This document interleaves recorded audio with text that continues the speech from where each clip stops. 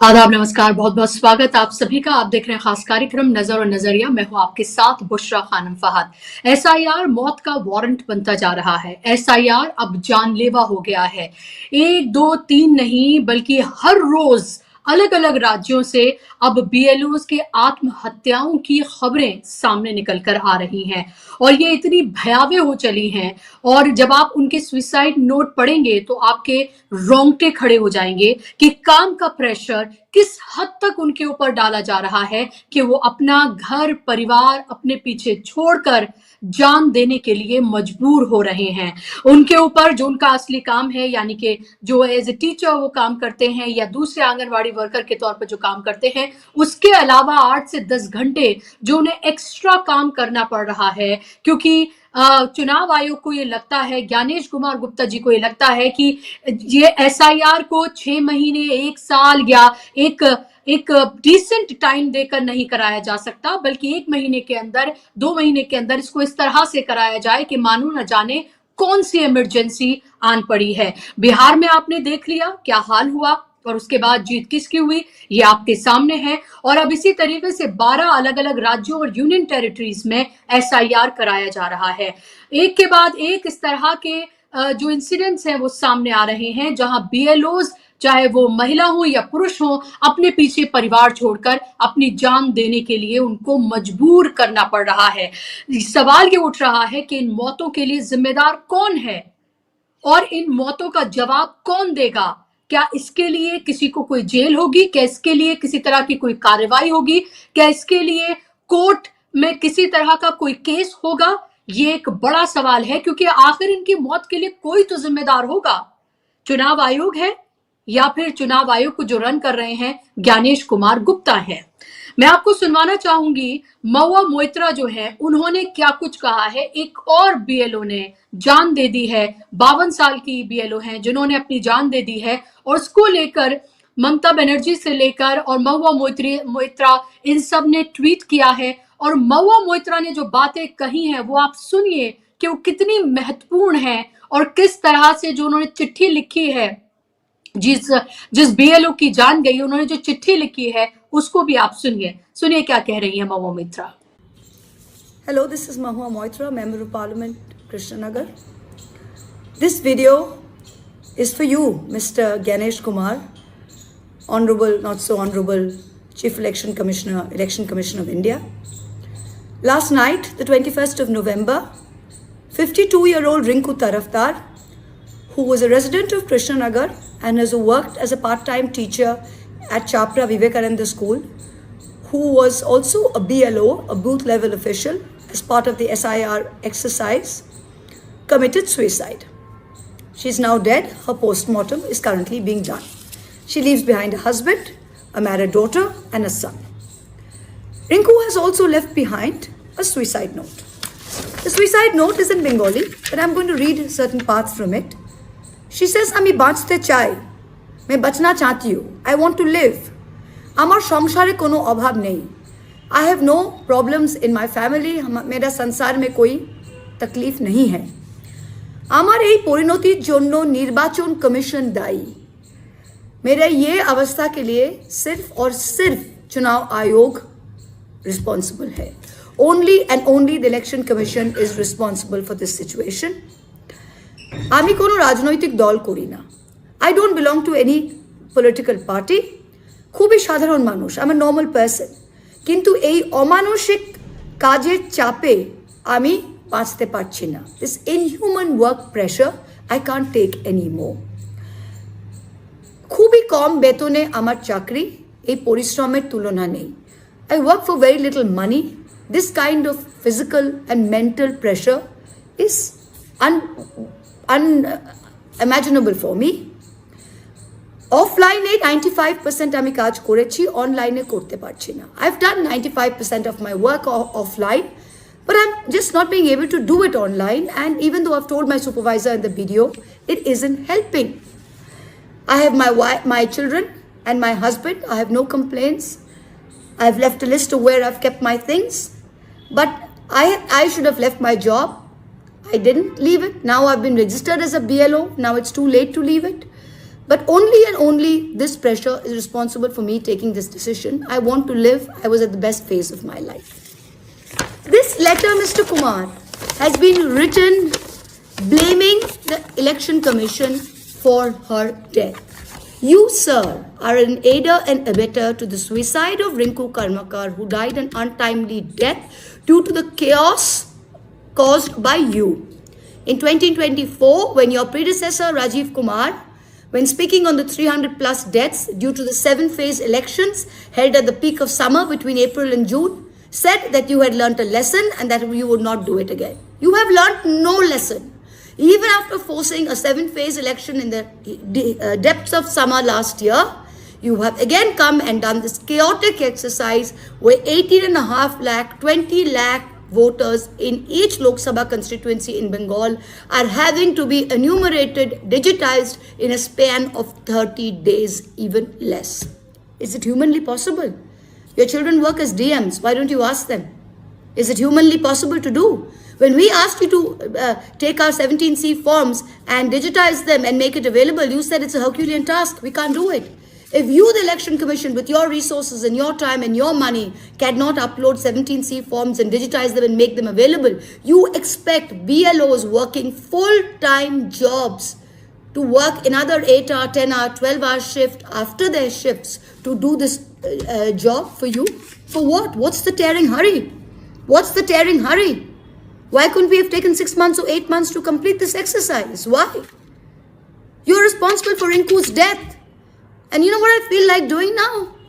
Her post-mortem is going on. I feel like taking her after the post-mortem, putting her on a flight to Delhi, taking it outside the Nirvachan Commission office on Ashoka Road and sitting there so you can come down and see her. यहाँ पर आप सुन रहे हैं और last में उन्होंने ये भी कहा है कि कितना खून आपके हाथ पे लगा है, क्या आपको इसका अंदाजा है? ज्ञानेश कुमार गुप्ता जी, और मुझे लग रहा है कि मैं फ्लाइट लूं, रिंकू जो तरफदार है उनका भी पोस्टमार्टम चल रहा है, खत्म हो जाए, मैं फ्लाइट लूं, उनकी बॉडी को उसमें रखूं और इलेक्शन कमीशन के जो दफ्तर है उसके बाहर जाकर बैठ जाऊं ताकि ज्ञानेश कुमार गुप्ता नीचे आकर देख सकें कि वो SIR के नाम पर क्या करवा रहे हैं और कितने लोगों की जान जा रही है। इसी को लेकर ममता बनर्जी ने भी ट्वीट किया है और ममता बनर्जी ने भी तमाम डिटेल्स लिखी हैं और उसके बाद उन्होंने लिखा है how many more lives will be lost, यानी कि और कितनी जिंदगियां जाएंगी, how many more need to die for this, यानी कि और कितने लोग मरेंगे इसके लिए। SIR की वो बात कर रही हैं, how many more dead bodies shall we see for this process, this has become truly alarming now.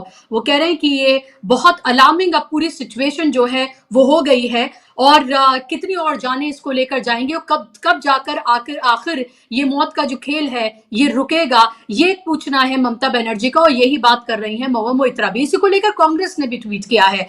Congress ने लिखा है जानलेवा SIR और उन्होंने बाकायदा तौर पर जो अखबार की कटिंग है, मैं चाहूंगी वो ट्वीट अगर वो दिखा सके कि SIR ले रहा है BLOs की जान, इस हेडिंग के साथ देखिए उन्होंने तमाम अखबार की जो कटिंग है उसको यहाँ पर लगाया है, तमाम वेबसाइट की कटिंग को यहाँ पर लगाया है, जहां पर 1, 2, 3 नहीं बल्कि आप ये देखिए कि किस तरह से अलग अलग राज्य, मध्य प्रदेश, राजस्थान, तमिलनाडु, केरला, गुजरात, तमाम जगहों से, राजस्थान, तमाम जगहों से एक एक करके इस तरह की खबरें आ रही हैं। या तो वर्क प्रेशर की वजह से उनकी जान जा रही है या खुद अपनी वो जान को ले रहे हैं, लेकिन फिर भी ना तो इलेक्शन कमीशन पर, चुनाव आयोग पर और ना ही ज्ञानेश कुमार गुप्ता जी पर इसका कोई असर होता हुआ नजर आ रहा है। लगातार SIR की प्रक्रिया जस की तस बनी हुई है। बिहार में हमने देखा कैसे हाबड़ धाबड़ में, यानी कि बहुत जल्दबाजी में इसको कराया गया और उसी जल्दबाजी में अब ये 12 अलग अलग राज्यों और यूनियन टेरिटरीज में कराया जा रहा है। विपक्ष तो लगातार इल्जाम लगा रहा है कि SIR क्यों हो रहा है और SIR में किसके वोट कट रहे हैं। आपको पता ही है कि अब तमाम डेटा सामने निकलकर आ गया है। केरला कांग्रेस ने इसको लेकर ट्वीट किया था अगले ही दिन और बताया था कि 128 सीटें ऐसी हैं जहां पर जितने वोट काटे गए और ऐड किए गए उतना ही डिफरेंस आया है हार और जीत का विपक्ष और NDA के बीच में। तो आप समझिए कि ये खेल जो है वो खुले तौर पर किया जा रहा है। पश्चिम बंगाल, आसाम, उसके बाद तमिलनाडु, केरला, उत्तर प्रदेश, इन तमाम जगहों पर ऐसा लग रहा है कि ये देश one party one leader system की तरफ आगे बढ़ रहा है। ये इल्जाम विपक्ष का है, लेकिन SIR को लेकर किसी भी तरीके से जाने जा रही हैं, सब कुछ हो रहा है। ज्ञानेश कुमार गुप्ता प्रेस कॉन्फ्रेंसेस करते हैं, जब उन्हें डेट्स का अनाउंसमेंट करना होता है धमकी देते हुए नजर आते हैं राहुल गांधी को। लेकिन इस सब पर अभी तक कोई प्रेस कॉन्फ्रेंस किसी तरह का कोई भी उनकी तरफ से कोई प्रेस रिलीज तक जारी नहीं की गई है। गंभीर सवाल ये पैदा करती है कि क्या इन बीएलओस की जान की कोई कीमत नहीं है, उनके ऊपर कितना प्रेशर डाला जा रहा है, किस तरह से राजनीतिक फायदे के लिए इनका इस्तेमाल किया जा रहा है, ये सबके सामने है। आखिर कहां जाकर थमेगा ये सब, ये एक बड़ा सवाल है। विपक्ष ने एक मोर्चा खोल दिया है, 14 दिसंबर को एक बड़ी रैली रामलीला मैदान में होने जा रही है। सवाल अब ये भी है कि क्या इसको लेकर परमिशन मिलेगी भी विपक्ष को, ये भी देखने वाली बात होगी, क्योंकि जिस तरह का रवैया सरकार ने अख्तियार किया हुआ है बिहार चुनाव के बाद, जिस तरह से उसका कॉन्फिडेंस सातवें आसमान पर है, उसमें देखना होगा कि क्या उनको वाकई में परमिशन मिलती है, और उसके बाद क्या एक बड़ा मोर्चा आने वाले विंटर सेशन और उसके बाद क्या कोई बड़ा आंदोलन, कोई बड़ा कदम विपक्ष उठाने जा रहा है। इन्हीं तमाम सवालों के जवाब हम तलाशेंगे आज के अपने इस कार्यक्रम में। मेरे साथ दो खास मेहमान जुड़ गए हैं, स्क्रीन पर आप मेहमानों को ले आइए ताकि चर्चा का मैं आगाज करूं। मेरे साथ दो मेहमान जुड़ गए हैं। फिलहाल मेरे साथ आप देख सकते हैं सिद्धार्थ जी को, इंडिपेंडेंट एनालिस्ट हैं। सिद्धार्थ जी, स्वागत आपका कार्यक्रम में। मेरे साथ अब से कुछ ही देर में एक और मेहमान जुड़ेंगे बिहार से। सिद्धार्थ जी, आपने महुआ मोइत्रा को सुना, आपने ममता बनर्जी का ट्वीट भी आपने देखा, कांग्रेस का आपने देखा, अखिलेश यादव ने भी प्रेस कॉन्फ्रेंस की, मीडिया से उन्होंने बात की। वो कह रहे कि एसआईआर तो ठीक है, लेकिन जिस तरह से ये कराया जा रहा है उसको लेकर उन्होंने सवाल उठाए हैं। हालांकि मुझे उनकी जो पूरी की पूरी बाइट या तमाम चीजें बहुत ही माइल्ड लगी। बिहार में उन्होंने सब कुछ देखा, उसके बाद भी अगर इस तरह का रुख अखिलेश यादव इख्तियार कर रहे हैं तो फिर देखना होगा कि यूपी में क्या होने जा रहा है, क्योंकि प्रोसेस तो वहां पर भी शुरू हो गया है। इस सब के लिए जिम्मेदार कौन है? जो महुआ मोइत्रा ने आखिर में कहा है कि उनका ये दिल है कि वो लेकर आए, फ्लाइट लेकर आए और रिंकू तरफदार जो है उनकी बॉडी को लेकर इलेक्शन कमीशन के ऑफिस के सामने बैठ जाए और पूछ रही हैं और कितना खून आपके हाथों पे लगा है, क्या आपको इसका अंदाजा है? कितनी खतरनाक है ये बातें हैं। और क्या इलेक्शन कमीशन की, ज्ञानेश कुमार की कोई जिम्मेदारी नहीं है इसको लेकर कि वो अपना काम भी करें और ये काम भी करें? और इतनी हड़बड़ी, इतनी जल्दबाजी, ये तो साफ तौर पर दिखा रहा है आखिर किस मकसद के लिए किया जा रहा है। जी, जिस तरह से तरफदार मैडम का उनकी जो सुसाइड नोट है, उनकी जो खुदकशी का उन्होंने जो कागज दिखाया, मैंने ट्विटर पे उसको पढ़ा भी है, क्योंकि थोड़ी बहुत बांग्ला पढ़ना मुझे बांग्ला पढ़ना आता है। तो वो पढ़ने के बाद पूरा का पूरा रोंगटा मेरा खड़ा हो गया, क्योंकि वो मैडम कह रही हैं, वो महिला कह रही हैं कि उनको जीने की इच्छा है, क्योंकि उनको परिवार में किसी तरह का कोई दुख नहीं है, परिवार में उनको कोई समस्या नहीं है। और उन्होंने ये भी बोला कि इतना अमानवीय काम का दबाव उनके ऊपर आया हुआ है कि उन्होंने चुनाव आयोग को उसका जिम्मेदार ठहरा दिया। तो इस तरह का अगर अमानवीय दबाव काम का आ रहा है, तो इसका मतलब तो भारत में अभी भी किसी तरह की दास प्रथा है। आप इस तरह का काम, अमानवीय काम, वर्कलोड, आप तो उसी को देते हैं जो कि आपका दास हो, जिसको कि अंग्रेजी में, अंग्रेज भी आते थे भारत में, वो गिरमिटिया बना के रखते थे, लोगों को दास बना के रखते थे, आजीवन दास प्रथा बना के रखते थे। तो ये तो ऐसा लग रहा है कि जिस तरह से कोई चुनाव आयोग ने किसी को दास प्रथा बना के रख दिया है। और इसमें हम जिम्मेदारी खोजें उससे पहले हमको समझना होगा कि बीएलओ होता क्या है और बीएलओ करता क्या है। तो किसी भी एक चीज मेरे ख्याल से डीबी लाइव के दर्शकों को जान लेना चाहिए कि चुनाव आयोग के पास अपना कोई बहुत बड़ा स्टाफ नहीं होता, उसके कोई बहुत ज्यादा कर्मचारी नहीं होते। इसीलिए जिस दिन आप चुनाव में वोट करने के लिए अपने बूथ में जाते हैं, उसमें भी जो बूथ के अंदर लोग बैठे रहते हैं, जो चुनाव अधिकारी होते हैं, वो किसी न किसी स्कूल के टीचर वगैरह होते हैं। तो सबसे बड़ी बात यह है कि भारत में इतना बड़ा चुनाव करवाने वाली संस्था जो है, उसके पास अपना कोई बहुत ज्यादा स्टाफ होता नहीं है। तो वो क्या करती है, लेकिन समस्या ये है कि भारत में किसी भी समय किसी भी राज्य सरकार, कोई भी राज्य सरकार का मुख्यमंत्री गवर्नर को कह सकता है कि विधानसभा भंग कर दीजिए और चुनाव करवाइए, और 6 महीने के अंदर चुनाव करवाना पड़ता है। कहीं पर भी अगर विधानसभा किसी भी कारण से भंग हो जाती है तो 6 महीने के अंदर चुनाव करवाना पड़ता है। इसका मतलब चुनाव आयोग को अपनी ओर से हर जगह हमेशा तैयार रहना पड़ता है। तो इसीलिए इन्होंने क्या किया है, भारत का नियम है कि कहीं पर भी अगर अचानक चुनाव होना हो तो उस साल के 1 जनवरी को जो भी वोटर रोल फाइनल है उसको आप वोटर रोल मान लीजिए और उसके अनुसार कीजिए। तो ये एसआईआर नाम का कोई एक नया शगुफा खड़ा करने की जरूरत नहीं है। चुनाव आयोग के जो लोग हैं वो हर साल भर भी घूमते रहते हैं। ये जो बीएलओ नाम के व्यक्ति होते हैं, इनका इसका ये है बूथ लेवल ऑफिसर, इनको चुनाव आयोग नियुक्त करता है, लेकिन ये चुनाव आयोग के पूर्णकालिक कर्मचारी नहीं होते। ये वहां पर जिस गांव में बूथ होता है उस गांव में ये कोई छोटी मोटी सरकारी नौकरी कर रहे होते हैं, आंगनवाड़ी के टीचर होते हैं या किसी तरह के सफाई कर्मचारी होते हैं या किसी तरह के स्कूल के टीचर होते हैं। तो ये लोग अपना काम 8 घंटा 10 घंटा तो सरकार के लिए, राज्य सरकार के लिए करते हैं। उसके अलावा चुनाव आयोग इनको बूथ लेवल ऑफिसर बनाता है और नियमतः इनको दिन में 2 घंटा और इतवार को 8 घंटा इतना ही देना पड़ता है, क्योंकि ये 365 दिन वहीं पर घूमते रहते हैं। इनके ऊपर कोई समय का दबाव नहीं होता। इनको बस अपने बूथ के 1200 लोगों को, कौन वहां पर है, किसका घर बदल गया, कौन गुजर गया, कौन नया पैदा हो गया, किसने 18 साल की उम्र हासिल कर ली, तो उनको उसी गांव में घूमना होता है। 365 दिन में उनको 1100 लोगों का हिसाब किताब रखना पड़ता है। अब 365 दिनों में 1100 लोगों का हिसाब किताब रखना काफी आसान है, क्योंकि उनको दिन में 2 घंटा काम करना है और इतवार को 8 घंटा काम करना है, मतलब एक महीने में 88 घंटा। अब ये जो एक महीने में 88 घंटा काम करते हैं, इसके एवज में चुनाव आयोग केवल उनको महीने में 1000 रुपए देता है। सोचिए, महीने में 1000 रुपए में आप किसी से 88 घंटे तक आप खटवाते हैं। 88 घंटा आप किसी से 1000 रुपए में खटवाते हैं। भारत के किस न्यूनतम श्रम मूल्य के अनुसार ये कानूनी है? आप तो इतने में अपने घर में झाड़ू देने के लिए किसी को नहीं रख सकते। कूली वाला इस रेट में नहीं मिलेगा कि आपको सामान्य श्रमिक इस देश में नहीं मिलेगा। 1000 रुपए 88 घंटे में 1000 रुपए आप दे रहे हैं, तो इसका मतलब सबसे पहले तो आपने वहीं पर गलती कर दी। अब दूसरी बात यह है, फिर भी आप ये कह सकते हैं कि उनको कोई दूसरी नौकरी है, साल भर में 365 दिन में उनको 1100 लोगों का 1200 लोगों का हिसाब किताब रखना है, तब तक तो ठीक है। लेकिन अचानक आप एसआईआर लाते हैं। अब एसआईआर लाने की कोई जरूरत नहीं है। जब आपके घर में, मुझे बताइए, जब आपके घर में 15 मिनट में बहुत अच्छा खाना बनता है, तो आप 2 मिनट में मैगी क्यों बनाएंगे? 2 मिनट में मैगी तो तब बनाएंगे जब आपको कोई बहुत बड़ी इमरजेंसी हो। रोज सुबह शाम तीन टाइम तो 2 मिनट का मैगी नहीं बनता है। आपको घर में खाना बनाना है, आप आराम से आधे पौन घंटे में बढ़िया खाना बनाते हैं।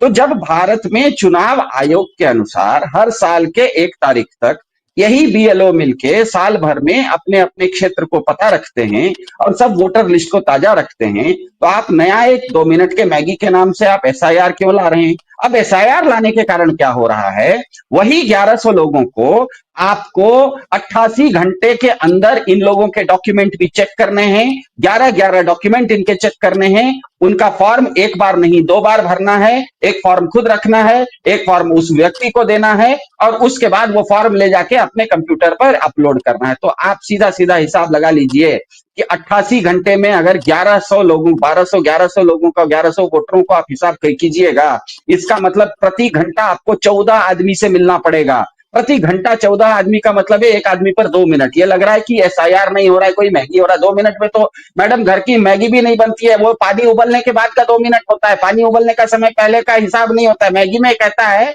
कि उबलते पानी में आप डालिएगा तो 2 मिनट में मैगी बनेगी, तो उबलने का समय तो अलग है। तो 2 मिनट में जो घर में ठीक से मैगी नहीं बनती, उसको ये कह रहे हैं कि 2 मिनट में अपने क्षेत्र के सभी लोगों का चुनाव आयोग अगर कहता है कि बीएलओ को अपने क्षेत्र के हर वोटर के पास जाओ, 11 कागज उसका जांचो और 11 कागज जांचने के बाद उसका फोटो लो, उसके बाद उसको 2 फॉर्म बनाओ, एक फॉर्म उसको दो, एक फॉर्म अपने पास रखो और ले जाके कंप्यूटर में अपलोड करो, तो स्वाभाविक है कि ये तो वर्कलोड बढ़ रहा है। आपने वर्कलोड बढ़ा नहीं है, ये तो एक तरह से दास प्रथा, ये असंभव काम है। एक ओवर में 36 रन से ज्यादा क्रिकेट में भी नहीं बनता है। आप कहिएगा एक बॉल में 100 रन बना दो, तो कैसे बनाएगा कोई? असंभव काम आपने दिया है। ऐसा जब दबाव आएगा तो स्वाभाविक है, बिल्कुल स्वाभाविक है कि इसमें आप जो बता रहे हैं, तो जहां तक मैंने भी आर्टिफिशियल इंटेलिजेंस को पूछा, आधा दर्जन से ज्यादा राज्यों में 2.5 से ज्यादा संख्या में आज बीएलओ मरना शुरू हो गए हैं। इसका मतलब ही है कि ये जो वर्कलोड है ये लोगों की अब जान ले रहा है। और ममता बनर्जी ने जो ट्वीट किया है उसके नीचे अभी मैं देख रहा था कि गुजरात का शिक्षक संघ, ध्यान में रखिएगा गुजरात भाजपा का राज्य है, गुजरात का शिक्षक संघ अब कह रहा है अपने शिक्षकों को कि आप अगर बीएलओ का काम कर रहे हैं तो उस काम को काम करने की जरूरत नहीं है, वो मना कर रहा है। वो गुजरात का शिक्षक संघ कह रहा है कि उनको अगर काम करवाना है तो सरकार के पास बहुत सारे कंप्यूटर ऑपरेटर हैं, उनसे वो काम करवाए, हमारे टीचर के ऊपर इस तरह का वर्कलोड नहीं दे सकते।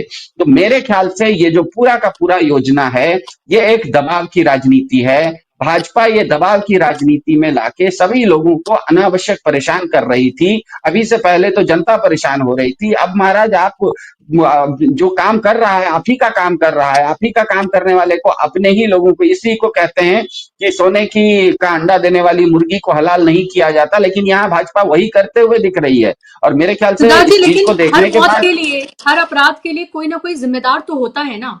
अगर कोई एक शख्स मरा है, किसी ने आत्महत्या की है और उसने चुनाव आयोग लिखकर अगर आत्महत्या की है, तो इसके लिए जिम्मेदार उसने चुनाव आयोग को ठहराया है। चुनाव आयोग को कौन रन कर रहा है, कौन हेड कर रहा है? ज्ञानेश कुमार गुप्ता कर रहे हैं। तो इसके लिए जिम्मेदार कौन है? क्या ऐसे मामलों में कोर्ट को सो मोटो कॉग्निजेंस नहीं लेना चाहिए? क्या ऐसे मामले की एफआईआर दर्ज नहीं होनी चाहिए? क्या, क्योंकि क्या उनकी जान की कोई कीमत नहीं? उन्होंने आत्महत्या की, चिट्ठी लिखी और उसके बाद खेल खत्म हो जाएगा। देखिए, किसी भी मनुष्य के लिए सबसे प्रथम प्राथमिक आवश्यकता होती है कि उसका संवेदनशील होना। पशु में और मनुष्य में यही अंतर होता है कि पशुओं के बारे में कहा जाता है, जानवरों के बारे में, कि वो संवेदनशील नहीं होते। किसी दूसरे जानवर को कुछ हो रहा होता है तो एक जानवर को कोई फर्क नहीं पड़ता, दूसरे जानवर को कुछ भी हो जाए, वो जानवर अपनी जान बचाता है। लेकिन मनुष्य के साथ खासियत यह है कि मनुष्य के अंदर एक संवेदनशीलता है। संवेदनशीलता का मतलब है दूसरे को जब दुख होता है तो वो समझता है कि कल को ऐसा दुख मुझे भी होगा, इसलिए वो दुख देने से रुकता है।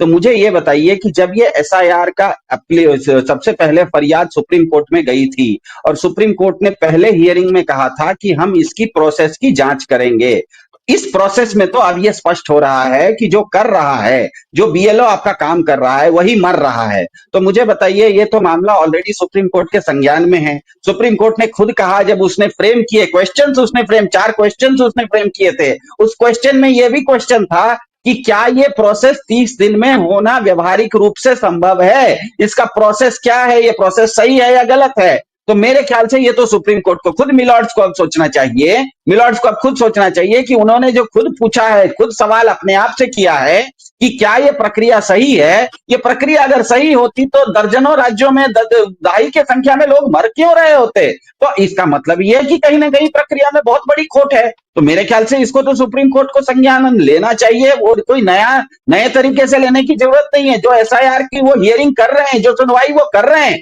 उसी सुनवाई में उनको करना चाहिए। क्योंकि अगर ये नहीं करेंगे तो कल को आने वाला इतिहास तो यही कहेगा कि एक देश था, भारत में उस समय एक न्यायपालिका थी, एक सरकार थी, सरकार के अधीन जो नौकरशाही थे उनको ये दास प्रथा की तरह काम करवा रही थी, और जो न्यायालय में बैठे हुए हैं पंच, जिसे परमेश्वर कहा जाता है, उनको भी लोगों की मौतें नहीं दिखी। उनके अंदर भी इतनी असंवेदनशीलता आ गई कि जिस विषय को वो खुद सुनवाई कर रहे थे, जिसमें वो खुद बोल रहे थे कि हम प्रक्रिया को देखना चाहते हैं, वो खुद बोल रहे थे कि ये प्रक्रिया अव्यवहारिक है या नहीं, यहाँ पर तो सब चीज प्रमाणित हो रहा है। तो अब मेरे ख्याल से ये विषय अब ये चुनाव आयोग से ज्यादा मिलॉर्ड्स के ऊपर है, क्योंकि कोई भी विषय जब एक बार पंच के सामने चला जाता है तो भारत में कहा जाता है कि पंच को परमेश्वर, इसीलिए। सिद्धार्थ जी, एक और बात मैं देख रही हूँ, एक तरह की इमरजेंसी सिचुएशन आ गई है। ऐसा लग रहा है कि सब कुछ छोड़कर बस हर कोई जो है एसआईआर के फॉर्म भरने में लगा हुआ है। मैं खुद अपने घर में देख रही हूँ कि बार बार कभी इधर से किसी के पास कॉल आती है, कभी किसी के पास कॉल आती है, क्योंकि उत्तर प्रदेश में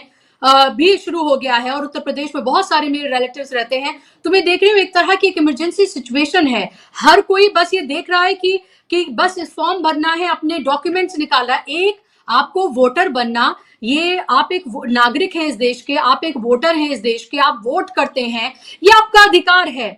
लेकिन सबसे बड़ा प्रहार उसी अधिकार पर हो रहा है। ऐसा लग रहा है अपने सारे काम छोड़कर, क्योंकि अगर ये एक वक्त देते हुए एक प्रोसेस को किया जाता, 6-8 महीने, साल भर, जितना बड़ा राज्य है उसके हिसाब से टाइम दिया गया होता, तो जाहिर सी बात है कि एक प्रोसेस एक टाइम के हिसाब से होता, आप अपना काम भी करिए और तमाम चीजें भी करिए, ये आत्महत्याएं भी नहीं होती। लेकिन ये 1 महीना, और इसको लेकर सवाल ये है कि जो सुप्रीम कोर्ट है वो भी अपना टाइम ले रहा है। उनको इमरजेंसी नजर नहीं आ रही है? चुनाव आयोग को इमरजेंसी नजर आ रही है? चुनाव आयोग इसको एक इमरजेंसी प्रोसेस की तरह कर रहा है। नहीं, यही मेरा सवाल है कि जब आपके घर में सब कुछ ठीक ठाक है तो आप इमरजेंसी काहे के लिए घोषित कर रहे हैं? जब आप अपने घर में रोज आधे पौने घंटे में बढ़िया खाना बना रहे हैं, कहीं कोई इमरजेंसी नहीं है, तो 2 मिनट में मैगी बनाने की हड़बड़ी किस लिए है? 2 मिनट की मैगी की स्थिति आए तब तो 2 मिनट की मैगी बनाए। आपके घर में कोई अचानक मेहमान आ जाए, आप कोई काम कर रही हो, उस समय आपको कोई कहे कि हमको बहुत भूख लगी है, तब तो आप 2 मिनट में मैगी बनाएंगे। लेकिन सुबह शाम 3 टाइम आप मैगी बना के तो नहीं खा सकते ऐसे, क्योंकि 2 मिनट में बनती है। तो एसआईआर नाम की प्रक्रिया की इनकी जरूरत क्या थी दूसरे राज्यों में, जबकि चुनाव आयोग के खुद के नियम के अनुसार हर राज्य में जो बीएलओ होता है वो हर 365 दिन में अपने बूथ के 1200 लोगों से मिलजुल के साल के अंत में अपने आप एक रिपोर्ट तैयार करता है कि मेरे बूथ में ये लोग हैं और ये लोग नहीं रहे। जो भी है वो साल भर में तैयार कर लेता है। और जब 1 जनवरी को हर साल आपके पास एक ताजा वोटर लिस्ट होती है, तब आपको अचानक नया वोटर लिस्ट की जरूरत क्यों पड़ती है? इसका मतलब ही है कि कहीं ना कहीं मैं एक भाजपा के समर्थक के नाते भाजपा को पूछना चाह रहा हूं कि आप तो महाराज भाजपा बोले थे कि दूसरों का कागज देखेंगे, आप तो महाराज जी हम हिंदू का ही परेशान करना शुरू कर दिए, हिंदुओं का ही कागज निकलवा रहे हो हम। तो ये जो भारत भाजपा परेशानी कर रही है, मेरे ख्याल से भाजपा के समर्थकों को भी जान लेना चाहिए कि जिस भाजपा ने अपने धनखड़ को नहीं छोड़ा, वो अब आपको भी निगलने के लिए आ रही है। ऐसा कोई सगा नहीं जिसको ये भाजपाइयों ने ठगा नहीं, वो धनखड़ को अपने नहीं छोड़ा। आप किस खेत की मूली है सोच लीजिए। उन्होंने भाजपा ने बोला था कि दूसरों का कागज दिखवाएंगे, बांग्लादेशियों का कागज निकलवाएंगे, यहाँ पर तो हिंदुओं का ही कागज निकलवा दिया। तो ये इसका मतलब ही है कि भाजपा इस देश की जनता के ऊपर, बीएलओ तो अपनी जगह पर हैं, अगर आप कह रही हैं कि आप भी अब दबाव फील करने लगी हैं, आप भी इस तरह का एक अलग तरह का एक आपके ऊपर दबाव है, इसका मतलब इस देश की नागरिक को प्रजा बनाने की जो पूरी कवायद भाजपा शुरू कर दी है। नागरिक और प्रजा में अंतर यह होता है कि प्रजा के ऊपर एक राजा होता है, राजा जो कहता है प्रजा उस बात को मानती है। नागरिक में उल्टा होता है, राजा कोई नहीं होता, नागरिक के पास पूरी ताकत होती है। तो ये केवल सत्ता का केंद्रीकरण और विकेंद्रीकरण का खेल है।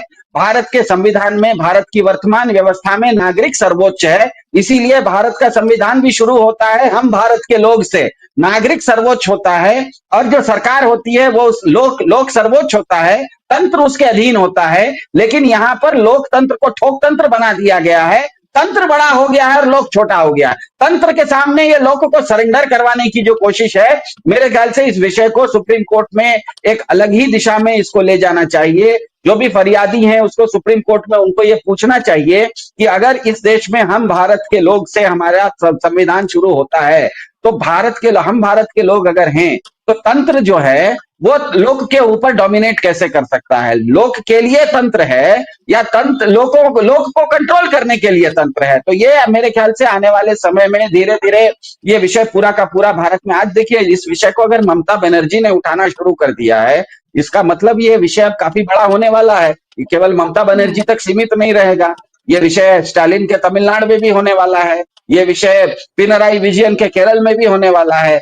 तो ये जिस तरह से इन्होंने सोचा कि ये हम बिहार में क्योंकि हमारा अपना तंत्र है इसीलिए हम जब जोर जबरदस्ती कर लेंगे, उस तरह से इनका सभी राज्यों में तो इनकी जोर जबरदस्ती चलेगी नहीं। सवाल भी है जी। फराह, आप अगर बैठ जाएं तो मैं आपसे भी सवाल मुझे आपको लेना था, तो प्लीज आप फ्रेम में आ जाएं ताकि मैं आपसे सवाल ले सकूं। सिद्धार्थ जी, लेकिन मेरा सवाल ये है कि ये कहा जा रहा है कि ममता बनर्जी के राज्य में ऐसा नहीं हो पाएगा जैसे बिहार में हो पाया, तमिलनाडु में नहीं हो पाएगा, केरला में नहीं हो पाएगा, क्योंकि वहां बीजेपी की सरकार नहीं है, वहां पर विपक्ष की सत्ता है।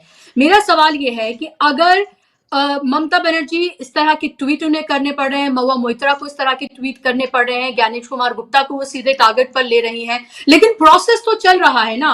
फिर एक दिन आएगा, एक फाइनल लिस्ट जो है वो जारी कर दी जाएगी, एक लिस्ट जारी कर दी जाएगी, फिर फाइनल लिस्ट जारी कर दी जाएगी। ये बताइए कि फिर ममता बनर्जी, एमके स्टालिन, ये सब फिर क्या कर पाएंगे?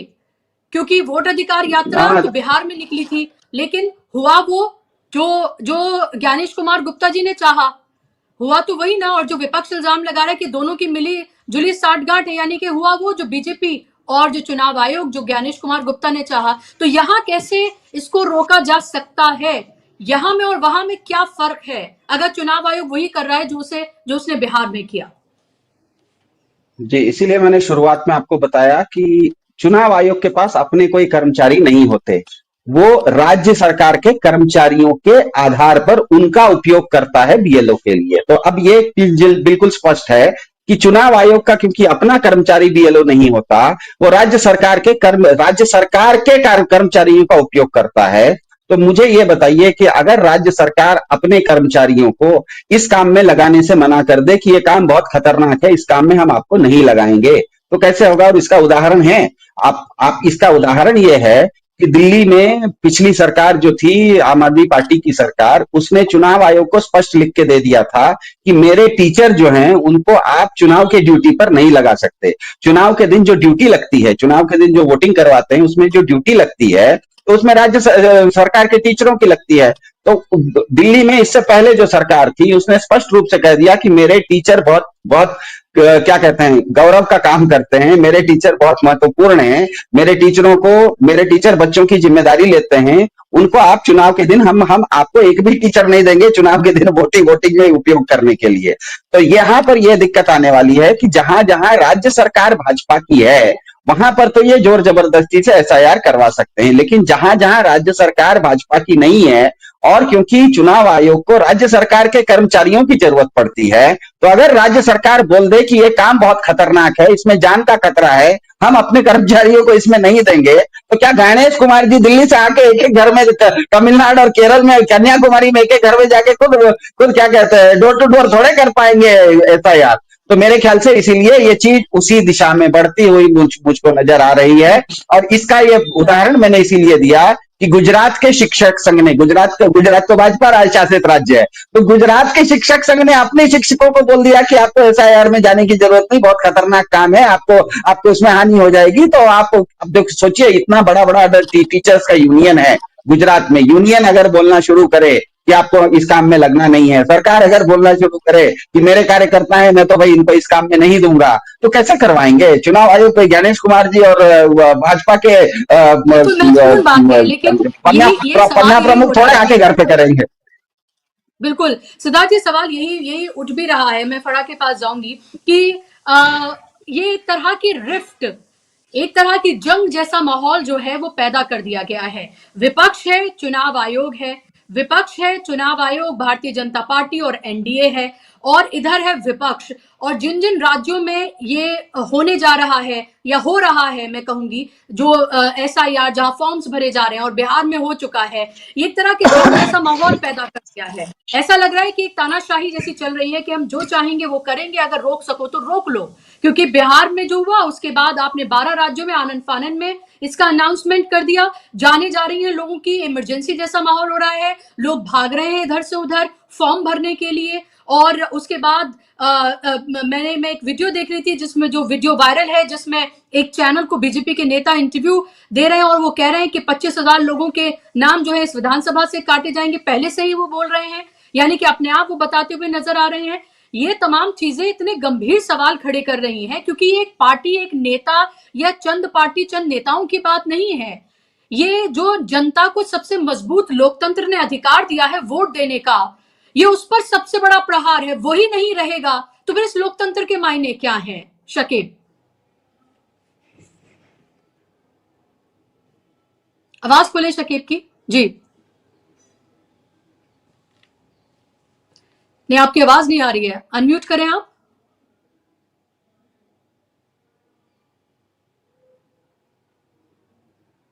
आपको आवाज आ रही है शकीब मेरी?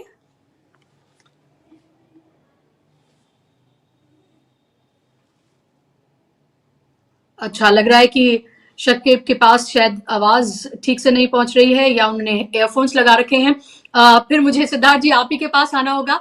या शकीब आ गए हैं आप? आपको आवाज आ रही है मेरी? हाँ, मैं आवाज जी प्लीज। आपको मेरी आवाज आ रही है? जी जी आ रही है, प्लीज अपनी बात करें। ओके, जी जी। पहले तो माफी, एक्चुअली मेरे क्लिनिक का टाइम होता है तो उस वक्त जो है कुछ लोग आ जाते हैं, तो देर से जुड़ना हुआ मुझे। मैं लाइव था, लेकिन अब चूंकि लोग आ गए थे तो उनको इग्नोर भी नहीं कर सकता था मैं।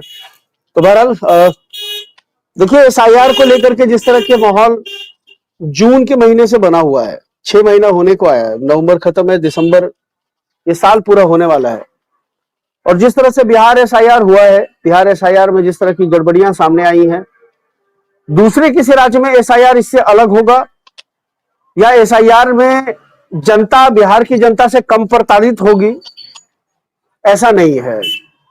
हाँ, यह है कि यहां चूंकि सिद्धार्थ भाई ने एक बात कही है कि बीजेपी रूल्ड स्टेट के अलावा उनको कहीं भी एसआईआर कराने के लिए किसी बीजेपी रूल्ड स्टेट के मुकाबले ज्यादा मशक्कत करनी पड़ेगी। अब जैसे बंगाल को आप ले लीजिए, आपने देखा कि भाजपा के पार्षद के और कार्यालय में बैठ करके फॉर्म भर रहा है भाजपा के पार्षद का पति और कह रहा है कि 25,000 नाम काटे जाएंगे। तो ये खेल वहीं से स्पष्ट होता है कि दरअसल खेल है क्या। जो आदमी अभी न तो 100% एनुमरेशन फॉर्म बांटे गए हैं, ना एनुमरेशन फॉर्म जमा लिए गए हैं, ना एक टेंटेटिव ड्राफ्ट अपलोड हुआ है, उसके बाद वो आदमी नंबर बता रहा है कि 25,000 लोग कट जाएंगे, उसके पास कैसे इतनी जानकारी है? क्या उसको ये टास्क मिला है कि आपको चिन्हित करके हमको देना है कि किसको किसको हटाना है, कौन कौन टीएमसी का वोटर है, कौन कौन कांग्रेस का वोटर है, कौन कौन कम्युनिस्ट पार्टियों का वोटर है, आप उसको आइडेंटिफाई कीजिए और हमको बताइए, हम एकदम सिलेक्टिव अप्रोच के साथ उनको हटाएंगे जैसे बिहार में हुआ। इस तथ्य से कोई इनकार नहीं कर सकता है, जो इस देश का न्यायप्रिय व्यक्ति है, इस तथ्य से कोई इनकार नहीं कर सकता है कि बिहार एसआईआर में चुन चुन करके विपक्ष के वोटरों को डिलीट किया गया। चुन चुन करके, आइडेंटिफाई कर करके विपक्ष के वोटरों को डिलीट किया गया। मुसलमानों को डिलीट किया गया, यादवों को डिलीट किया गया, महादलितों को डिलीट किया गया। वैसी जातियां जो नीतीश कुमार के नाम पर गोल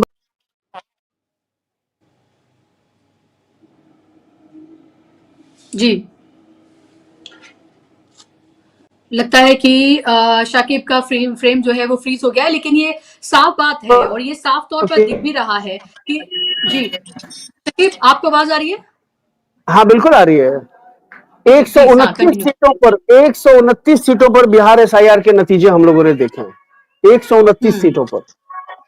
और अब जिस तरह के स्क्रीनशॉट्स वायरल हो रहे हैं, आरजेडी ने भी आज लगाया है, क्या ये महज इत्तेफाक है कि कई कई उम्मीदवार को एकदम एक ही तरह का वोट मिला है? 0.1% का फर्क नहीं, एक ही डेटा है। क्या ये इस बात को पुख्ता नहीं करता है जो जगदानंद सिंह कह रहे थे कि 25,000 वोट पहले से ईवीएम में सेट कर दिए गए थे? कुछ भी हो सकता है। मेरा ये मानना है, जो इस पक्ष में तर्क देता है कि ईवीएम में कोई छेड़छाड़ नहीं हो सकती है, इंसान का दिमाग हैक हो रहा है। आप कह रहे हैं ईवीएम में पेगासस के माध्यम से आपके लैपटॉप में, आप मेरे विरोधी हैं, आपके लैपटॉप में हम आपत्तिजनक कंटेंट डाल करके उसको एक प्रूफ बना लेते हैं और आपको अरेस्ट करते हैं। आपको पता तक नहीं होता है कि आपके लैपटॉप के हार्ड ड्राइव में क्या क्या चीजें आ गई हैं। और यहाँ ईवीएम में वोट्स नहीं सर्विलांस और इस किसी ऐप के माध्यम से डाले जा सकते हैं। इस थ्योरी को आप जो है इग्नोर करके इस पूरी एसआईआर की गंभीरता को और वोट चोरी का जो परसेप्शन है और जो एक सच है, उसको आप कमजोर करने की कोशिश करते हैं। जब वोट चोरी करनी है, जनादेश की डकैती करनी है, तो उसके लिए कुछ भी एसआईआर के माध्यम से वोट काटे जा सकते हैं, डेटा मैनिपुलेशन किया जा सकता है, टेक्निकली ईवीएम में कुछ से कोई छेड़खानी की जा सकती है, आपके फोन हैक किए जा सकते हैं, ईवीएम हैक की जा सकती है, तमाम चीजें हो सकती हैं। तो यह महज इत्तेफाक नहीं है कि कई उम्मीदवार को एक ही तरह के वोट मिले, 1,33,240 वोट एक ही उम्मीदवार को मिले, ना किसी को 41 हो रहा है, ना किसी को 39 हो रहा है। यह भी कमाल की बात है। और सब बीजेपी के उम्मीदवार हैं, यह भी कमाल की बात है। भाई इतना ही कोई एक नंबर ऐसा होता जो इतना वोट आरजेडी वाले को मिल जाता या महागठबंधन के किसी उम्मीदवार को मिल जाता। बंगाल में आपने देखा, बंगाल सबसे बड़ा टारगेट है। केरल के एसआईआर को लेकर के तो सुप्रीम कोर्ट ने कमीशन से रिपोर्ट मांगी है, आज की खबर है। केरल ने हालांकि इस बात पर आपत्ति जाहिर की है कि वहां अभी लोकल बॉडीज के चुनाव हो रहे हैं, तो आप इसको डिस्टर्ब नहीं कीजिए, आप इलेक्शन के बाद चुनाव एसआईआर करिएगा। लेकिन अब आप कहिए कि जब फ्यूडलिज्म इस देश में लागू हो रहा है, एक अघोषित फ्यूडलिज्म इस देश में इंप्लीमेंट हो चुका है, पूरी मशीनरी खिलाफ खड़ी हुई है। हमारे आप जैसे मुट्ठी भर लोग हैं बुशरा, इस देश में आप बचे हुए गिनती के लोग हैं, उंगलियों पर गिने जाएंगे हम लोग इस सरकार के खिलाफ, जो सच को सच कहने की हिम्मत रख रहे हैं या जन सरोकार के मुद्दों से उनको कोई मतलब है। हवा का रुख भांप करके लोग बह रहे हैं उसमें। कल सम्राट चौधरी को बिहार में गृह मंत्रालय मिला। पागलों की तरह सारे मीडिया वालों को छोड़ दीजिए, ये जो डिजिटल यूट्यूबर्स हैं इन्होंने उत्पात मचा दिया कि अब बिहार में नीतीश जी की सरकार नहीं है, अब योगी मॉडल चलेगा, बुलडोजर मॉडल चलेगा, फलाना चलेगा, ढिमका चलेगा, इनकाउंटर होगा, सम्राट एक्शन में आए, ये इनकाउंटर हुआ, वहां बुलडोजर चला। जिनको जमीन की न्यूनतम दर्जे की समझ नहीं है कि गृह मंत्रालय और कार्मिक मंत्रालय में क्या फर्क होता है, नीतीश के पास अभी भी कितने अधिकार बचे हुए हैं और सम्राट को कितना कुछ मिला है, लेकिन आप ज्ञान बांटते हुए देखेंगे, आप बांट रहे हैं ज्ञान, ओवरफ्लो है ज्ञान का। मतलब एक ऐसा माहौल बना देना है कि आप कुछ कहने सुनने के लायक नहीं बचे। अगर आप कुछ कहिएगा तो आपको पागल कहा जाएगा। तो एसआईआर जो हो रहा है, इस एसआईआर के अंदर का जो फर्जीवाड़ा है, अगर लोगों को नहीं समझ में आ रहा है, मैं ओवैसी जैसों की बात नहीं कर रहा हूं कि पहले वो एसआईआर को कहते हैं कि ये एनआरसी है और जब चुनाव हो जाता है तो कहते हैं कि एसआईआर पर कब तक ठिकरा फोड़ेंगे। उन सब की बात आप छोड़ दीजिए, लेकिन एक आम आदमी, और अभी सिद्धार्थ भाई ने बिल्कुल सही कहा कि गुजरात की जो टीचर्स यूनियन की तरफ से जब आया है, हर स्टेट का टीचर्स यूनियन अगर खड़ा हो जाए कि हमारे जो राज्य कर्मी हैं, हमारे जो कर्मचारी हैं, वो इस काम में नहीं लगेंगे, आप सैकड़ों हजारों लाखों टीचर्स को बर्खास्त करें। सवाल ये तो है, देखिए सवाल ये है कि विपक्ष इसको लेकर अपनी आवाज बुलंद कर रहा है। विपक्ष लगातार ये कह रहा है कि ये तो डकैती है, वोटों की डकैती है, और ये साफ तौर पर प्रूफ ला रहे हैं। राहुल गांधी ने एक्सपोजे किया, वो तमाम चीजें हमारे सामने हैं। आप रैलियां कर रहे हैं, आगे और रैली करने जा रहे हैं, हो सकता है आंदोलन की शक्ल इख्तियार कर ले। मेरा सवाल ये है कि अगर ये डंके की चोट पर ये सब कुछ अगर किया जा रहा है, तो बंगाल में ये कह रहे हैं कि बंगाल में ममता बनर्जी तो शेरनी है, वहां पर नहीं हो सकेगा, सीखना चाहिए सियासत तो ममता बनर्जी से सीखनी चाहिए, कांग्रेस सीखे, दूसरे तेजस्वी यादव सीखे कि कैसे की जाती है। लेकिन मेरा सवाल तो ये है कि वहां तो चल रहा है ये प्रोसेस, तो ममता बनर्जी इसमें क्या कर पा रही हैं? और अगर चुनाव आयोग एक फाइनल लिस्ट लेकर आ जाएगा, वोटर लिस्ट लेकर आ जाएगा और उसी पर ही कहेगा कि इस पर इलेक्शन इसी पर ही होगा, और सुप्रीम कोर्ट से कुछ अगर इसमें होता नहीं है, क्योंकि सुप्रीम कोर्ट तो तारीख पे तारीख दे रहा है, हर जहां भी जो भी महत्वपूर्ण मुद्दे होते हैं उस पर तारीख मिलती जाती है, तो फिर कैसे क्या होगा? कैसे इस पर पाबंदी लगेगी, या कैसे इसको रोका जा सकेगा? कैसे फर्जीवाड़े को रोका जा सकेगा? देखिए, जब तक सुप्रीम कोर्ट से इस पर कोई ऑर्डर नहीं आता है तब तक तो नियमतः आपको इसके साथ चलना होगा। अब इसमें ये जरूर है कि आपके कार्यकर्ता कितने एक्टिव होते हैं। जैसे ममता बनर्जी ने की जो पार्टी है टीएमसी, उसके वर्कर्स ने जो है वार्ड वाइज हेल्प डेस्क लगा रखे हैं, वो लोगों को असिस्ट कर रहे हैं, लोगों से जो डॉक्यूमेंट्स मांगे जा रहे हैं उन डॉक्यूमेंट्स को बनवाने में उनको सहायता कर रहे हैं, नजर रखे हुए हैं, मॉनिटरिंग कर रहे हैं कि कौन जिंदा आदमी है, कौन मरा हुआ आदमी है, किस जेन्युइन आदमी को हटाने की कोशिश हो रही है। ऐसा नहीं है कि वो आदमी जो वार्ड पार्षद अपने कार्यालय में बैठ के कह रहा है कि 25,000 लोग हटा देंगे तो उसके आसपास टीएमसी के वर्कर्स काम नहीं कर रहे होंगे, वो भी काम कर रहे हैं। बाकायदा वर्क स्टेशन उन्होंने बनाया है, वो उस पर काम कर रही है, उनका होमवर्क है। यही सब चीजें समाजवादी पार्टी को लखनऊ में, उत्तर प्रदेश में करना चाहिए, कांग्रेस रूल्ड स्टेट में कांग्रेस के कार्यकर्ताओं को करना चाहिए। रैलियां 14 दिसंबर को करिए, बाद में करिए, पूरे साल आप रैली करते रहिए, लेकिन यह है कि आपका जब न्यूनतम लेवल का कार्यकर्ता जाके पब्लिक से कनेक्ट नहीं होगा तब तक इसको रोक पाना बहुत मुश्किल है। और सुप्रीम कोर्ट की बात जहां तक है, सुप्रीम कोर्ट आज तक ज्ञानेश कुमार की अवैध नियुक्ति पर सुनवाई नहीं कर सका है। ज्ञानेश कुमार की नियुक्ति अवैध है, इस पर सुनवाई नहीं हुई है सुप्रीम कोर्ट में आज तक कि कैसे सीजीआई को उस पैनल से बाहर निकाल दिया गया जिस पैनल को सीजीआई इसी को चुनना था, सीईसी को। आप उस पैनल से एक सीजीआई को बाहर निकाल देते हैं और 2-1 से वोट अपने पक्ष में कर लेते हैं। उसके बाद अभी तो यह हालत है कि अभी नरेंद्र मोदी अपने ओएसडी को बना देंगे चीफ इलेक्शन कमिश्नर, अपने सेक्रेटरी को बना देंगे, कोई पन्ना प्रमुख को बना देंगे, मोहन भागवत को चीफ इलेक्शन कमिश्नर बना देंगे। क्या ही कर लेंगे हम लोग उसकी कोई। जब ऐसे ही होना है, सहकारिता विभाग के सचिव को बना दिया ला करके अमित शाह ने चीफ इलेक्शन कमिश्नर, और अब वो अपनी मनमर्जी का काम उनसे करवा रहे हैं, और मीडिया को लगा दिया गया है कि आपको चुनाव आयोग का पक्ष रखना है, आपको विपक्ष का पक्ष नहीं रखना है, आपको विपक्ष के सवालों को तवज्जो देने के बजाय चुनाव आयोग के पक्ष को मजबूती से रखना है। सारी मशीनरी उनके पास है, अखबार उनके पास है, टीवी उनके पास है, तो फिर आप ऐसे में सिर्फ हम लोग बातें ही कर सकते हैं, बात कर सकते हैं और फिलहाल तो हम लोगों ने ये किया है कि भाई हमारे जितने भी लोग जहां जहां जिस जिस स्टेट में एसआईआर हो रहा है, हम अपने लोगों से कह रहे हैं कि आप अपने लोगों को न सिर्फ आप खुद अपने अपने लिए कॉन्शियस रहिए, एनुमरेशन फॉर्म भरिए, प्रॉपर डॉक्यूमेंट के साथ भरिए। जो मार्जिनलाइज्ड कम्युनिटी है, जो डिप्राइव्ड कम्युनिटी आपके आसपास रहती है, आपकी हाउस हेल्पर है, आपके घर, आपके आपके स्कूल का बच्चे का वैन वाला, ये सब करने के बाद भी तो नाम कट रहे हैं। हाँ सब ये करने जरूर के है। बाद भी तो नाम कट रहे हैं। आप ये देखिए, बिहार में जिस दिन इलेक्शन था, लोगों के हाथ में उनकी वोटर आईडी थी, लोगों के हाथ में उनका आधार था, लोगों ने कहा कि उन्होंने पूरे प्रोसेस को फॉलो किया, उनका उनका नाम था, और फिर उसके बाद भी वो वोट नहीं डाल पा रहे थे। तो ये ऐसे तो कई लोग हम लोगों को भी मिले।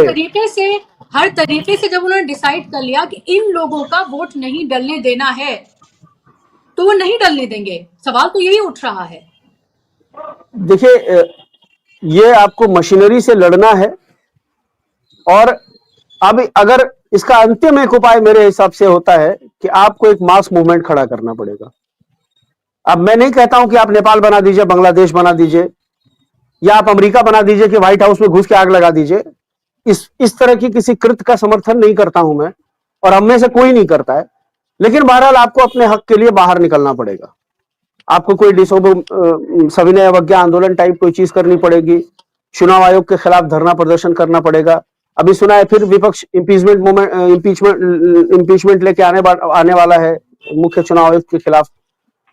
14 तारीख को कांग्रेस की रैली भी है। तो ये तमाम चीजें अपनी जगह है, लेकिन आप जनता, जब तक आम जनता को ये समझाने में सफल नहीं होंगे कि ये तुम्हारे लिए घातक है, और आम जनता को देखिए, मुसलमानों के साथ क्या है कि मुसलमानों का एक बड़ा नेटवर्क होता है मस्जिद, जुमा की नमाज में एक बड़ा नेटवर्क होता है। मस्जिद के इमामों को अगर कोई चीज कन्विंस कर दी जाती है तो वो एक टाइम में पूरे शहर में वो बात समझ में आ जाती है। तो सारे सिविल सोसाइटीज की जिम्मेदारी तय की जाए। मुसलमान सिर्फ अपने लिए ना सोचें, हर आदमी के लिए सोचें। अपनी मस्जिदों में जब वो जुमा का खुतबा दे रहे हैं, उस दौरान ये ऐलान करें कि अपने आसपास के लोगों को आप अब खुद एसआईआर का फॉर्म भरिए, और अपने आसपास के लोग जो कमजोर हैं, जिनको नहीं समझ में आ रहा है, कोई चीज की दिक्कत हो रही है, आप भरवाइए फॉर्म खड़े होकर के। और पॉलिटिकल पार्टीज के कार्यकर्ताओं को जा करके, सबसे बड़ी बात यह है कि आज तो मैंने अमलिंदु भाई से बात की, मैंने कहा मैं जाऊंगा कोलकाता और मुझे स्लम एरियाज में जाके देखना है कि वहां क्या चल रहा है, हमको अपार्टमेंट नहीं चाहिए। मैंने कहा, मेरे एक दोस्त है कलकत्ता, मैंने आज उनसे बात की, मैंने कहा कि हम आए रिपोर्टिंग के लिए तो हम अपार्टमेंट में नहीं जाएंगे, अपार्टमेंट वालों के पास डॉक्यूमेंट होगा, हमको जाना है स्लम एरिया में, जो फ्लाईओवर के नीचे टेम्पररी पन्नी डाल के रह रहे हैं। आज पता नहीं एक वीडियो सोशल मीडिया पर किसी ने व्हाट्सएप किया है, पता नहीं कोई कहता है समस्तीपुर का, कोई कहता है सीतामढ़ी का है, और बुलडोजर चल रहा है, वो ये बिहार का ही वीडियो है, और लोग लिख रहे हैं कि एक्शन शुरू हो गया है, सम्राट चौधरी के आते ही बुलडोजर कार्रवाई शुरू हो गई है, फलाना ढिमाका। अब कोई लिख रहा है कि और लो 10,000 रुपया, इनको 20,000 रुपया दो, इनका घर तोड़ दो, तरह तरह की बातें लिख रहे हैं। लेकिन बहरहाल ये अच्छा साइन नहीं है, ये अच्छा साइन नहीं है। आपने देखा अभी वाईएस कुरैशी साहब का एक बयान आया कि आप मुझे एक ऐसे घर ले चलिए, एक पूर्व मुख्य चुनाव आयुक्त ये कह रहा है ज्ञानेश कुमार को कि आप मुझे एक ऐसा घर बता दीजिए जहां 0000 एड्रेस होता है,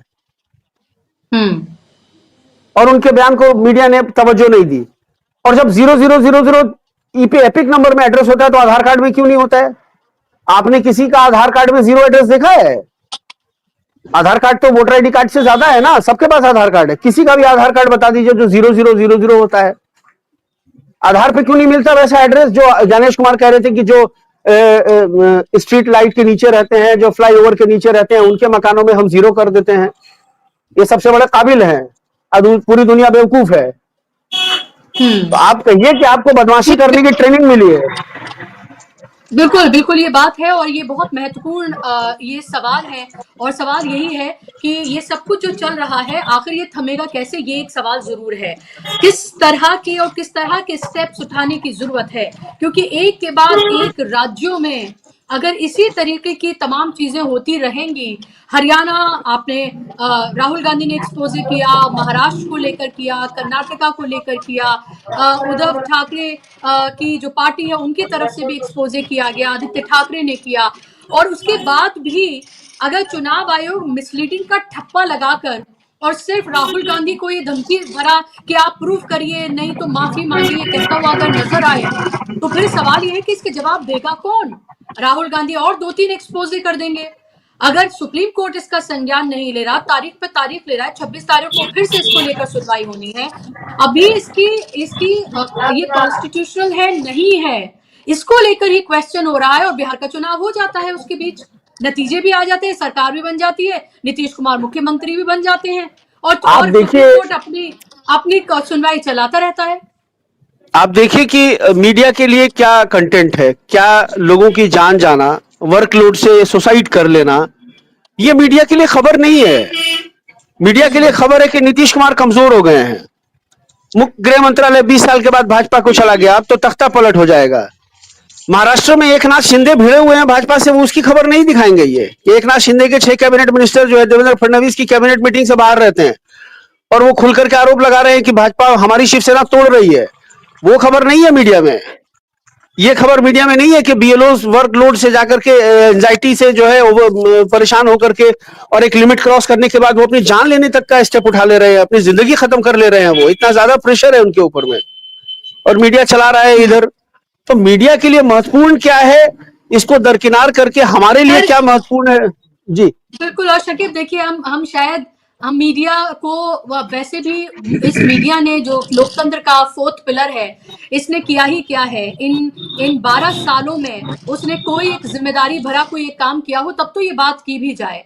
वो तो बिका हुआ है, वो गुलाम है, उसके हाथ खून से रंगे हैं, इसमें कोई किसी तरह की कोई इफ एंड बट की कोई बात ही नहीं है। अगर एक पत्रकार महोदया बैठकर उपेंद्र कुशवाहा से उनके बेटे के मंत्री बनने को खुद ही इस तरह से सवाल वो कर रही हैं वहां बैठकर, और कह रही हैं कि अच्छा आपने इसीलिए बनाया है ताकि कहीं और ना चले जाएं, किसी तरह की टूट ना हो, इसलिए बेटे को आपने मंत्री बना दिया।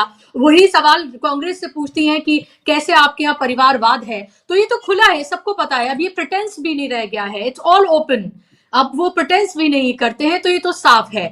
लास्ट सवाल बहुत संक्षेप में सिद्धार्थ जी, कि सवाल ये कि ये सब तो हो रहा है जो हमारे सामने है, जो हमें दिख रहा है, लेकिन सवाल तो ये है कि हम सबकी जिम्मेदारी इस लोकतंत्र और संविधान को बचाने की है, जिसकी वजह से आज हम यहाँ बैठकर बात भी कर पा रहे हैं। कब तक कर पाएंगे ये नहीं पता, जब तक कर पा रहे हैं जब तक कर रहे हैं। जब हमारे सबसे बेसिक अधिकार, वोट देने के अधिकार पे ही सबसे बड़ा प्रहार हो रहा है, so for how long it can survive, that is my question. देखिए, समस्या है, इसमें कहीं दो राय नहीं है, लेकिन इसका समाधान भी है। समस्या को अगर हम ढंग से समझ लेंगे तो समझ जाएंगे। बीजेपी का पूरा इकोसिस्टम कभी भी किसी भी तरह का जब दबाव की राजनीति करता है, किसी के ऊपर भी वो दबाव लाता है, तो वो दो तरीकों से लाता है। एक तो उसके पास तंत्र होना चाहिए, जहां उसका तंत्र है उसका वो दुरुपयोग करता है। दूसरा, उसके अपने लोगों की एक सेना होती है, जिसको आप कभी आप कह सकते हैं कि गोदी मीडिया है। तो हमको ये ध्यान में रखना है कि इस देश में काफी सारे राज्यों में, बहुत सारे राज्यों में बीजेपी के समर्थक लोग भी हैं। इसीलिए जिस तरह से शाकिब जी ने कहा कि आज बिहार में अगर कहीं पर बुलडोजर चल रहा है, तो कोई आदमी, बहुत सारे लोग ये नहीं सोच रहे हैं कि किसी बेचारे के ऊपर बुलडोजर कैसे चल रहा है। भाई, सुप्रीम कोर्ट ने तो कह दिया है कि इस तरह से बुलडोजर नहीं चला सकते, लेकिन बीजेपी का जो एक समर्थक वर्ग है, कहता देखो बहुत बड़ा काम हो गया। तो बीजेपी कहीं पर भी जब अपनी दबाव की राजनीति करती है, कहीं पर भी वो जबरदस्त दबाव लाती है, तो वो जबरदस्त दबाव लाने के लिए वो दो चीजों का इस्तेमाल करती है। जैसे बहुत गर्म चीज को आप पकड़ते हैं तो एक आपके पास पकड़ होता है, उसमें दो चीज रहती है, दो मुंह रहता है। तो भाजपा को किसी भी चीज को काम करने के लिए एक तो उसके पास तंत्र चाहिए होता है, दूसरे उसके अपने समर्थक चाहिए होते हैं। जहां जहां भाजपा को ये दोनों चीजें नहीं होगी, वहां पर भाजपा के लिए बहुत टेढ़ी खीर हो जाती है। और भारत में आप अपने जेब से 100 रुपए का नोट निकालिए और देखिए 15 भाषाओं में भारत में नोट लिखा हुआ है कि 15 भाषा में, 15 भाषा में आप 2 भाषा निकाल दीजिए, हिंदी और अंग्रेजी। इसका मतलब भारत में 13 राज्य ऐसे हैं जिनकी अपनी लिपि है। जिसकी अपनी लिपि होती है, इसका मतलब उसका अपना एक अलग संस्कार होता है, उसकी एक अलग संस्कृति होती है। उन 13 राज्यों में आज की तारीख में 10 राज्य में भाजपा सरकार में नहीं है। तो भारत के नोट में जो आपको 15 भाषाएं दिख रही है, उसमें हिंदी अंग्रेजी निकाल दीजिए तो 13 भारतीय भाषाएं हैं, भारत की क्षेत्रीय भाषाएं हैं। इसका मतलब भारत के 13 राज्य हैं, उन 13 राज्यों में 10 में भाजपा की सरकार नहीं है। इसका मतलब तमिलनाडु में जाइए, भाजपा जब चुनाव लड़ती है तो उनके सारे लोगों की जमानत जब्त हो जाती है। आपको लगता है भाजपा को तमिलनाडु में एसआईआर करने देगा? स्टैलिन तो छोड़ दीजिए, ऐसा तमिलनाडु की जनता ही नहीं करने देगी एसआईआर। तो ये जो भाजपा की गलतफहमी है, ये जहां जहां बहुत मजबूत क्षेत्रीय दल हैं, वहां वहां पर इनको अपनी औकात समझ में आ जाएगी, क्योंकि वहां पर न तो इनके पास तंत्र होगा और न ही इनके समर्थक होंगे जो कि दिन को रात और रात को दिन कहना शुरू करेंगे। भाजपा की एक आपने संक्षिप्त में कहा था, मैं संक्षिप्त में 2 मिनट 1 मिनट में खत्म कर देता हूं।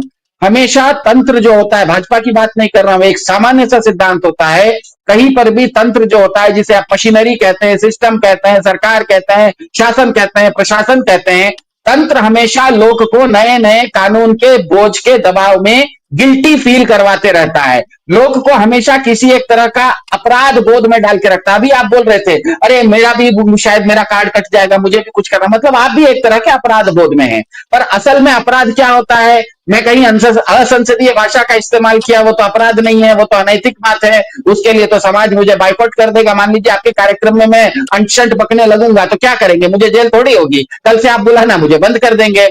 दूसरा है कि हम कोई गैर कानूनी काम करते हैं, बिना हेलमेट के हमने बाइक चला दी, तो ये तो गैर कानूनी काम हुआ। उसका क्या होता है भाई? सरकार जुर्माना लगाती है, 500 रुपए जुर्माना लगाती है। किसी का केवल और केवल मूल अधिकार का जब आप हनन करते हैं, किसी आदमी की संपत्ति, उसकी जान को हानि पहुंचाते हैं, तभी वो अपराध होता है, उसके लिए दंड होता है। तो लोग क्या करता है, आपके हमारे जैसे लोग बहुत होता है तो क्या करते हैं, या तो कभी कुछ अनैतिक काम हो जाता है हमसे, या तो कोई गैर कानूनी काम हो जाता है, अपराध तो होता नहीं है। अपराध तो यहाँ पर तंत्र कर रहा है। तंत्र ने एक एसआईआर नाम का काम शुरू किया, उसके चलते अगर लोग मर रहे हैं, बीएलओ उसी के लोग मर रहे हैं, तो इसका मतलब तो अपराध तंत्र कर रहा है। तो दंड किसको देना चाहिए? दंड तो तंत्र को देना चाहिए। तो लोग अपने आप को गिल्टी क्यों फील करवा रहा है? तो तंत्र हमेशा ये कोशिश करता है, रोज आपके ऊपर एक नया कानून लाके थोप देगा और आपको लगेगा मैं किसी कानून का उल्लंघन कर रहा हूं, इसीलिए मैं अपराधी हूं, अपराध बोध है। तो अपराध बोध से सबसे पहले इस लोक को निकलना पड़ेगा कि आप गैर कानूनी चीज अलग होती है और क्या कहते हैं, अनैतिक काम अलग होता है। ये दोनों अपराध नहीं होता है। अपराध केवल और केवल तब होता है कि जब किसी के जान माल की हानि हो। और यहाँ पर जनता कहाँ की, लोग किसकी जान माल की हानि कर रही है? आपका तंत्र ही तो कर रहा है महाराज। तंत्र ने एक एसआईआर शुरू किया, उसके तहत बीएलओ अपनी जान दे रहे हैं। यहाँ पर तो मूल अधिकार का हनन हो गया, तो दंड तो आपको तंत्र को देना चाहिए। तो अपराध तो मेरे ख्याल से जहां पर भी क्षेत्रीय पार्टियां बहुत मजबूत होती हैं, वहां पर लोकतंत्र अपने आप में, क्योंकि क्षेत्रीय पार्टियों को अपने आप को सरवाइव करवाना होता है। भारत के संविधान की भी धारा 1 वहीं से शुरू होती है कि भारत राज्यों का संघ है। तो जहां पर भी क्षेत्रीय पार्टियां होंगी वो बहुत मजबूत होंगी। वहां पर भाजपा के पास न तो तंत्र होगा और न तो भाजपा के पास अपने इतने लोग होंगे कि वो इस चीज को, एसआईआर नाम की चीज को, या किसी तरह की एक दबाव की राजनीति को बहुत ही ताकतवर ढंग से कर सके। मेरे ख्याल से किसी को अगर इसमें शंका है तो उनको स्टैलिन साहब का कल का ट्वीट पढ़ लेना चाहिए। उन्होंने किसी एक विषय में कह दिया है कि हम सभी राज्यों की लड़ाई, तमिलनाडु, इस विषय की लड़ाई, राज्यों की लड़ाई अब तमिलनाडु लड़ने वाला है। तो तमिलनाडु, मैं बात तमिलनाडु की नहीं कर रहा हूं, तो कहीं पर भी क्षेत्रीय दल होते हैं तो वो इतने मजबूत होते हैं क्योंकि उनका फेडरल सिस्टम होता है। उनको अपने सर्वाइवल के लिए लोगों को ज्यादा ताकतवर करना उनकी मजबूरी होती है। तो जहां पर भी भारत में क्षेत्रीय दल हैं, 10 राज्य हैं, 13, और इन 10 राज्यों में 191 लोकसभा सीटें हैं। मतलब भारत में 1/3 से ज्यादा लोकसभा सीटों में आज भी क्षेत्रीय दलों का बोलबाला है। वहां पर भाजपा खड़ी भी होती है तो अपनी जमानत जब्त करवा लेती है। लास्ट में बोल देता हूं, अभी परसों हम देख रहे थे कि बिहार में भाजपा का परचम लहरा गया, गमछा लहरा रहे थे। वही उसी दिन एक उपचुनाव हुआ था, भाजपा लड़ी थी पंजाब में और अपनी जमानत भी जब्त करवा ली थी। तो क्षेत्रीय दल की ताकत क्या होती है, कहीं जाके क्षेत्रीय राज्य में देख लीजिए, अपने आप समझ में आ जाएगा।